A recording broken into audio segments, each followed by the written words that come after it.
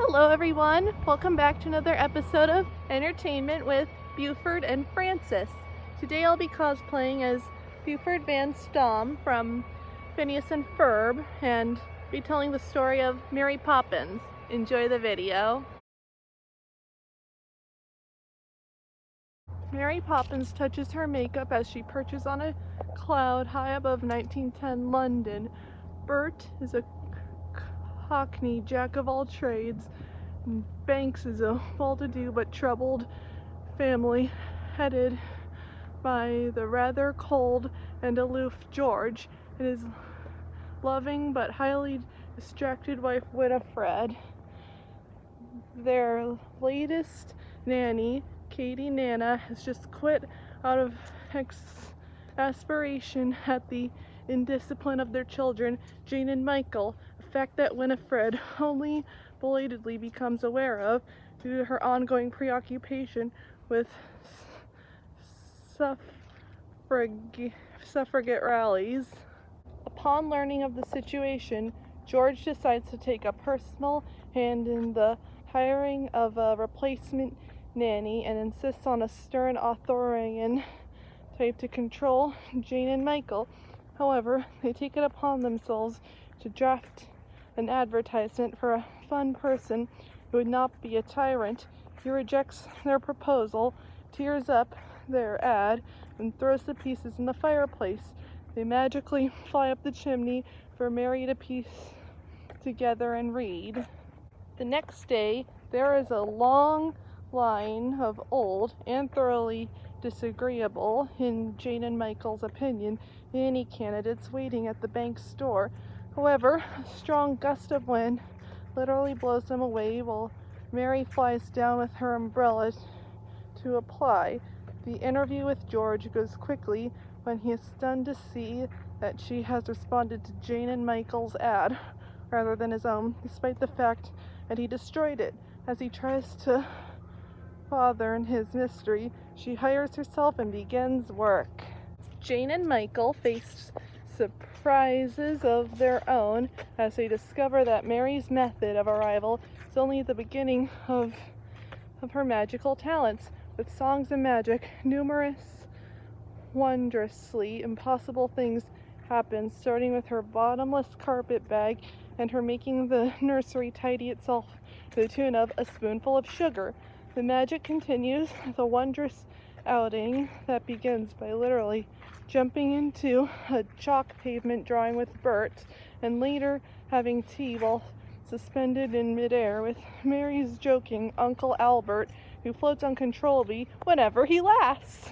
George grows increasingly uncomfortable with Jane and Michael's stories of their adventures and how they are enchanted by Mary. However, she effortlessly inverts his attempted dismissal of her services into a plan to take them with him to the bank where he works. Unfortunately, the occasion takes a disastrous turn when his extremely elderly boss, Mr. Dawes Sr., personally tries to persuade Michael to invest his tuppence when he intends to buy food from the local bird woman, to the point of stealing it out of his hand. When he loudly protests, the other customers suddenly panic and start a bank run that forces to suspend business. In the resulting chaos, Jane and Michael flee in fear, wandering to the slums of the East End and become lost. Fortunately, they literally run into Bert, currently employed as a chimney sweep.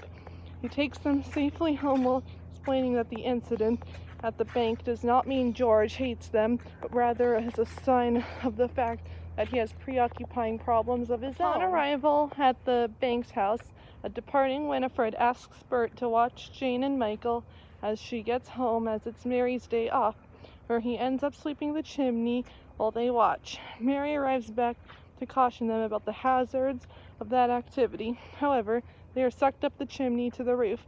Bert and Mary follow to retrieve them, taking advantage of the situation. They lead a military-style tour the rooftops of London that includes the with a joyfully energetic dance with Bert's chimney sweep colleagues as they demonstrate their acrobatic skill to the music of Step in Time.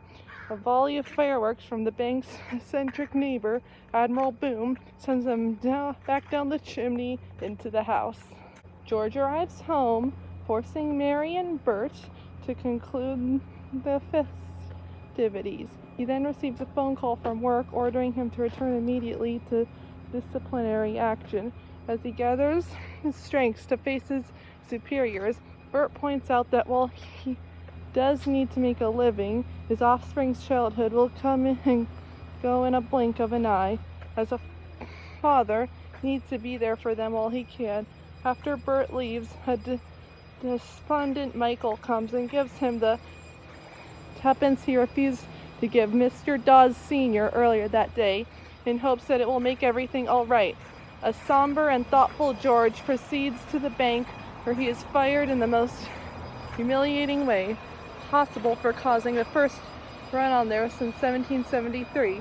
However, after being left at a loss for words when ordered to give a statement about his dismissal, he realizes the true priorities of life and gleefully uses Mary's all-purpose word, supercalifragilisticexpialidocious, to tweak Mr. Dawes Sr., then tells them one of Uncle Albert's jokes, and raucously departs to the amazement of his ex-colleagues.